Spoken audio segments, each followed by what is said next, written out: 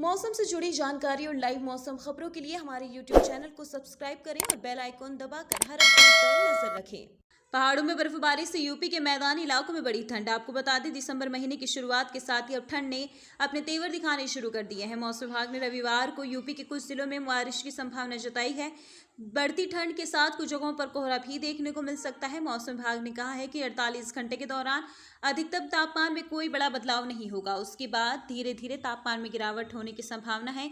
इसी के साथ ही नोएडा, गाजियाबाद में प्रदूषण से भी राहत की ओर जारी बुलेटिन के मुताबिक पूर्वी और दक्षिण पश्चिमी यूपी में अलग अलग स्थानों पर भारी बारिश की संभावना जताई है। कई इलाकों में गरज के साथ बारिश होने का अनुमान है।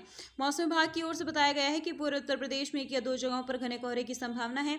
उत्तराखंड में पहाड़ों पर ठंड बढ़ने लगी है, तो वहीं मैदानी इलाकों में भी ठंड बढ़ गई है। रात में तो पहाड़ों पर तापमान माइनस तक पहुंच गया है।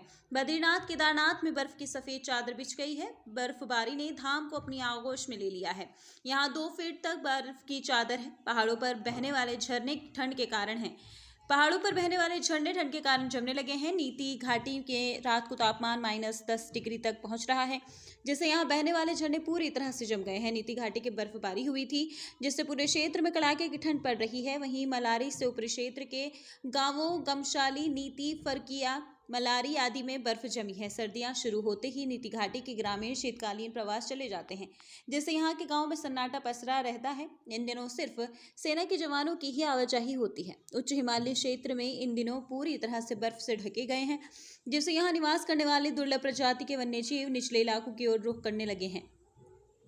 दक्षिण भारत के 2 राज्यों पर चक्रवाती मिंचोंग का खतरा मंडरा रहा है। मौसम विभाग ने बंगाल की खाड़ी और दक्षिण अंडमान सागर के ऊपर बन रहे चक्रवाती मिंचोंग के मजबूत होने की बात कहते हुए अलर्ट जारी किया है। मौसम विभाग की माने तो साइक्लोन मिंचोंग चेन्नई को छोड़ते हुए मंगलवार को नेल्लोर और मछलीपट्टनम के बीच लैंडफॉल करेगा। इस वक्त हवा की रफ्तार 100 किलोमीटर की प्रति घंटे तक रह सकती है। चक्रवात के अलर्ट के बीच मौसम विभाग ने तमिलनाडु, पुडुचेरी और कराईकल में आज और कल भारी से बहुत भारी बारिश का ऑरेंज अलर्ट जारी किया है।